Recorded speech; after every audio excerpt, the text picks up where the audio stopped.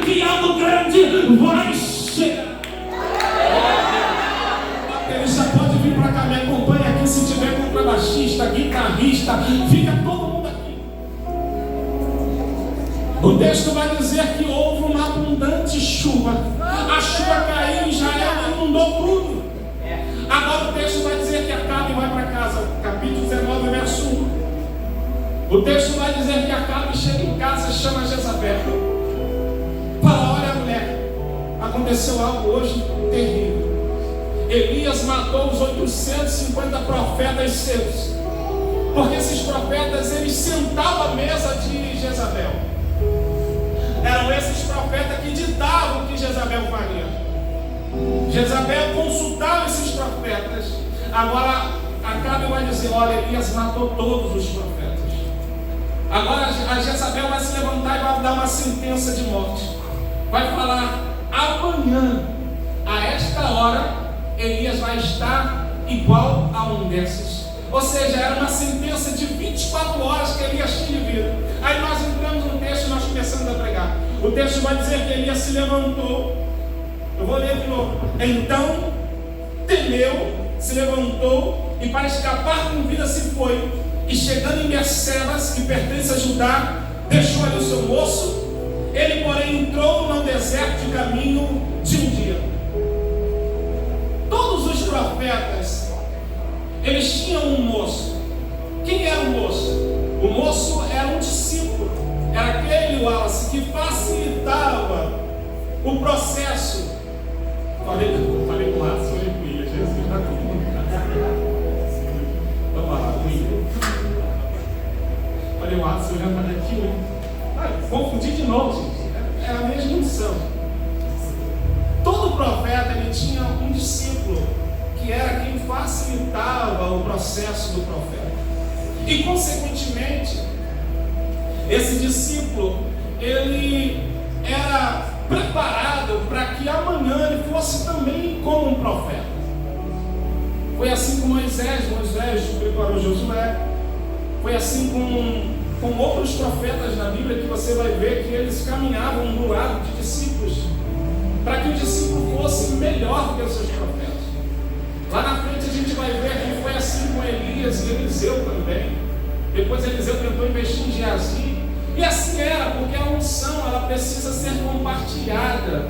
O conhecimento precisamos compartilhar. Infelizmente, nós vivemos numa época em que o conhecimento custa muito caro. Mas a unção, ela também custa caro. Então, nós precisamos compartilhar isso com os discípulos. E a gente vai ver aqui Elias, que estava ensinando o seu discípulo algo que me fez ficar, como que eu vou usar a palavra? Eu olhei um texto e eu vi, cara, esse ensinamento não está certo. Eu vou explicar por quê. E sempre que nós vamos ensinar alguém, sempre que você vai investir em alguém, você investe para que ele, pelo menos é o que o pastor nos ensina, para que os nossos discípulos voem mais alto do que a gente, para que eles cresçam mais alto do que a gente, porque a gente entende que a gente só é aprovado quando nós conseguimos formar lideranças, porque é assim que nós temos ensinado. Porque a qualquer momento Deus pode nos chamar para uma outra posição, mas eu só vou para uma outra posição de outro nível se eu tiver alguém que possa, tão bem quanto eu, ou melhor, assumir a minha posição. Então Elias aqui está ensinando um moço. Esse moço aqui ainda não tem nome. Esse moço aqui não vai ser mencionado pelo nome. Mas ele caminhava com o moço, porque nós vamos ver aqui, porque quem foi ver se estava chovendo foi o moço de Elias. E o texto vai dizer que agora Elias, após entrar em um deserto, Elias deixa o moço Berseba e entra no deserto sozinho.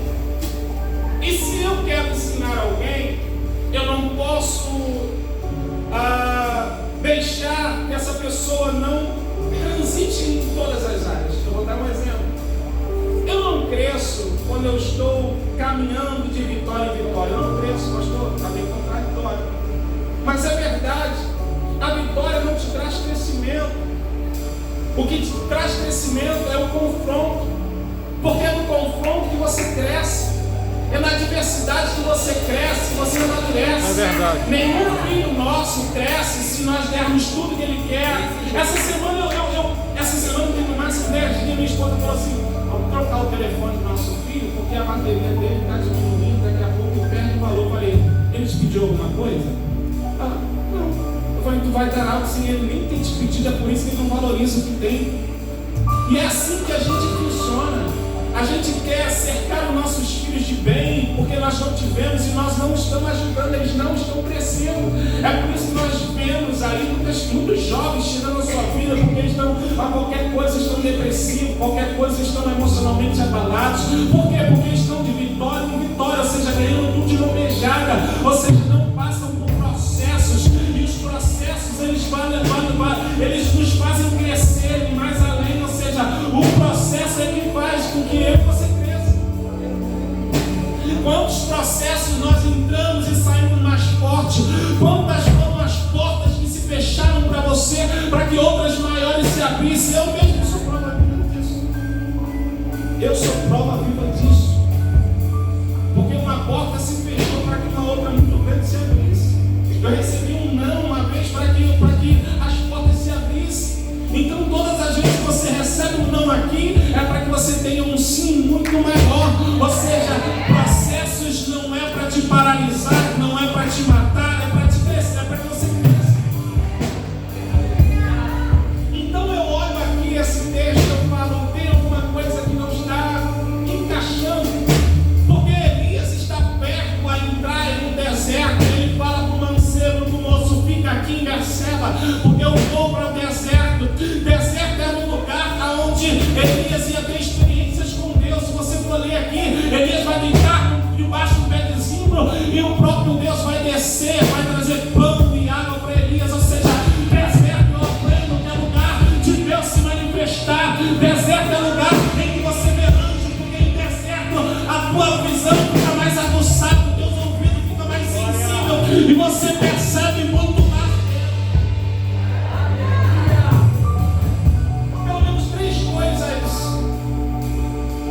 Eu vejo no deserto, em primeiro lugar, deserto é lugar de Deus se apresentar. Deus se apresenta em meio ao deserto. Deserto é lugar em que a gente aprende a depender de Deus, irmãos. É muito bom quando, eu não estou fazendo apologia ao deserto, mas no deserto você se sente muito melhor cuidado. Porque no deserto Deus te sustenta. No deserto é quando as portas se fecham, mas mesmo com porta fechada, Deus te sustenta, Deus não deixa faltar nada, Deus envia provisão. No deserto é um lugar onde Deus mostra o cuidado, porque no deserto Deus se revela, Deus se manifesta. No deserto é um lugar onde você aprende a depender de Deus. Aleluia. Terceira coisa, no deserto Ele nos sustenta, Deus. E aqui eu olho para esse texto e eu não consigo entender o que Elias está fazendo, porque Elias está limitando o seu discípulo. Quando Elias diz para o discípulo: fica em Berseba, ele está dizendo: você daqui para frente não passa, você fica aqui. Eu não consigo entender. Foi onde eu comecei a orar, comecei a pedir a Deus: Deus me explica, Deus me abre minha cortina dos meus olhos, do meu entendimento, para que eu entenda o que está acontecendo. No capítulo 3, no verso 10. Porque o deserto era o melhor lugar de Elias treinar o seu discípulo. Eu repito, você está chativo? Deserto não é lugar de moradia, eu entendo. É um lugar de transição, de passagem. Mas no deserto Deus ele forja caráter. No deserto Deus te prepara para o grande. No deserto Deus te dá maturidade, Deus te dá estabilidade. No deserto Deus trata nas suas emoções, no seu emocional. No deserto Ele te fortalece. Aleluia. Deserto, quando você passa pelo deserto, você vê que você é muito mais forte do que você imaginava. Então o deserto é o melhor lugar para ser forjado. E Elias limita o moço chegar até o deserto, ele diz: fique em Berseba. Aleluia. E olhando esse texto aqui, eu orando a Deus, Deus me revela. Por que Elias não levou o seu discípulo para o deserto?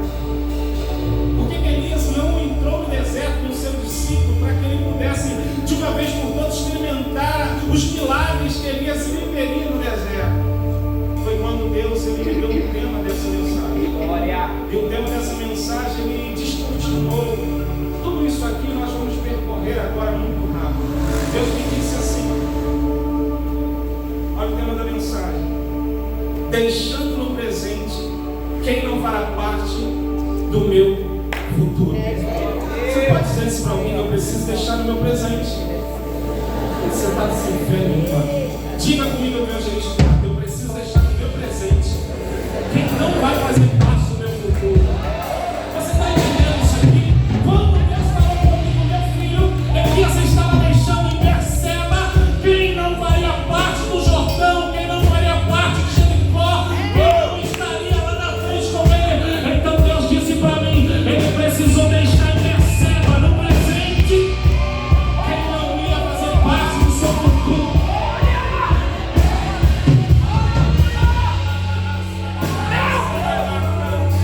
Deus, ele me trouxe aqui nessa noite para dizer para alguém que você precisa deixar no teu presente. Olha aí. Quem não fará parte do seu futuro. E quando Deus falou isso para mim, eu entendi na mesma hora. Esse moço que nem nome tinha, Deus disse para mim as características todas desse moço. Esse moço estava dando glória a Deus quando Elias estava sendo sustentado pelos corpos. Esse moço estava dando glória a Deus quando a viúva estava sustentando Elias.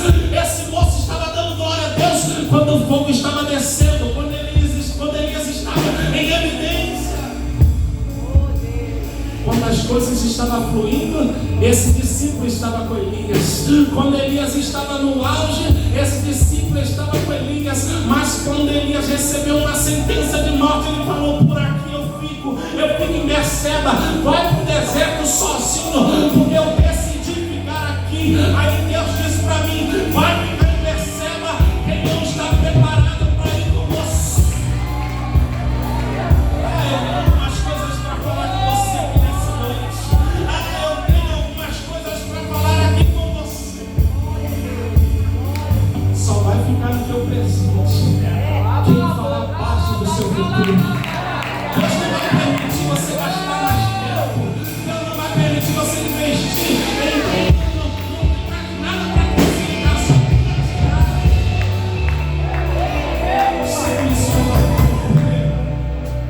Deus não irá permitir ficar no meu presente quem não fará parte do meu futuro ou quem não tem futuro. Deus não vai permitir, irmãos. Eu falo isso porque Deus falou comigo. Só vai ficar no meu presente quem vai me acompanhar no meu futuro. Ou seja, o que Deus tem para a sua vida é algo muito grande. O que Deus tem para a sua vida é uma crescente. Então Deus não vai permitir quem vai ficar no teu presente, não vai fazer parte do futuro. Quem não faz parte do futuro, Ele quer que você viva o teu presente. Só que aquilo que Deus tem para você está lá na frente, não está aqui. O que Deus tem para você, você precisa avançar. Você precisa